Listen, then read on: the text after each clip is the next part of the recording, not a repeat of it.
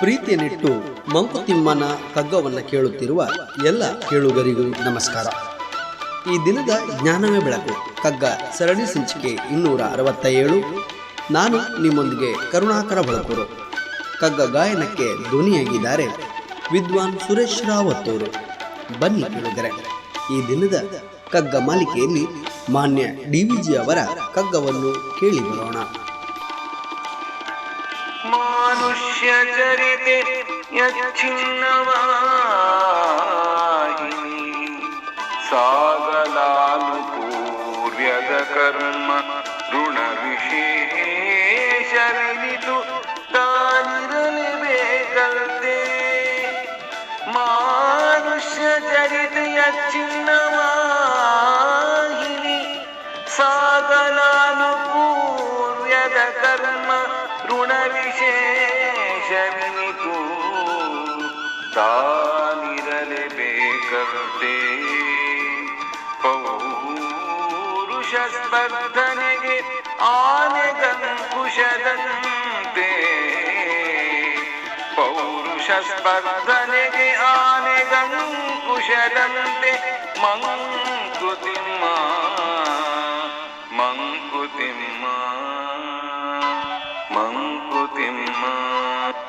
ಪ್ರಿಯರೇ, ಈ ಭೂಮಿಯ ಮೇಲೆ ಹುಟ್ಟಿರುವ ಎಲ್ಲ ಜೀವಚರಗಳ ಜೀವನವು ಹೀಗೆ ನಿರಂತರವಾಗಿ ನಡೆಯಬೇಕಾದರೆ ಜೀವನದೊಳಗೆ ಒಂದಿಷ್ಟು ಕರ್ಮಶೇಷವನ್ನು ಉಳಿಸಿಕೊಳ್ಳಬೇಕಂತೆ. ಕರ್ಮಶೇಷವು ಬರಿದಾದರೆ ಪುನರ್ಜನ್ಮವು ಇರುವುದಿಲ್ಲ ಎಂಬ ನಂಬಿಕೆ ನಮ್ಮೆಲ್ಲರಲ್ಲೂ ಇದೆ. ಹಾಗಾಗಿಯೇ ಪರಮಾತ್ಮನು ನಮ್ಮೆಲ್ಲರಲ್ಲಿಯೂ ಒಂದಿಷ್ಟು ಋಣಶೇಷವನ್ನು ಉಳಿಯುವಂತೆ ಮಾಡಿ ಈ ಭೂಮಿಯ ಮೇಲೆ ಬೇರೆ ಬೇರೆ ಪಾತ್ರಗಳನ್ನು ಧರಿಸುವಂತೆ ಹರಸಿದ್ದಾನೆ. ಹಾಗಾಗಿ ಜೀವನವೇ ಒಂದು ನಾಟಕರಂಗ ಎಂದು ನಾವೆಲ್ಲರೂ ಕೂಡ ಕರೆಯುತ್ತೇವೆ.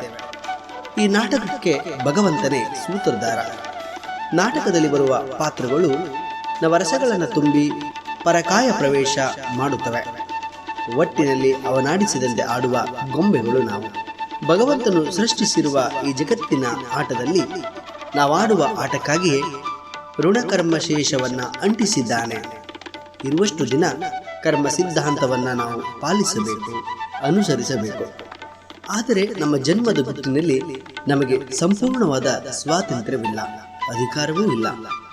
ಎಲ್ಲವೂ ಅವನ ಹತೋಟಿಯಲ್ಲಿರುತ್ತದೆ.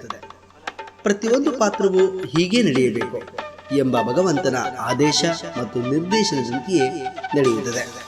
ಹಾಗಾಗಿಯೇ ಮಾವುತನು ಆನೆಯನ್ನು ನಿಯಂತ್ರಿಸಲು ಬಳಸುವ ಅಂಕುಶದಂತೆ ಭಗವಂತನು ನಮ್ಮನ್ನು ಕೂಡ ಕರ್ಮ ಋಣಶೇಷವೆಂಬ ಅಂಕುಶದಿಂದ ಹತೋಟಿಯಲ್ಲಿ ಇಟ್ಟಿದ್ದಾನೆ ಎಂಬ ವಿಚಾರವನ್ನು ಮಾನ್ಯ ಡಿವಿಜಿ ಅವರು ಈ ಕಗ್ಗದಲ್ಲಿ ಉಲ್ಲೇಖಿಸುವುದನ್ನು ಕಾಣಬಹುದು.